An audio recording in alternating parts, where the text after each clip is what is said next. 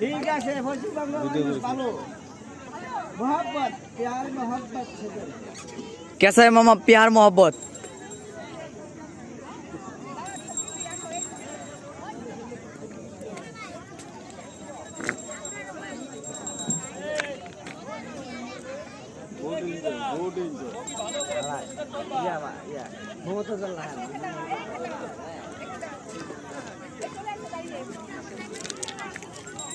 এটা হলো দুনো দেশের মানুষের একটা মহব্বত। ওনারা হলেন কলকাতার মানুষ আর ওনারা হলেন বাংলাদেশের মানুষ।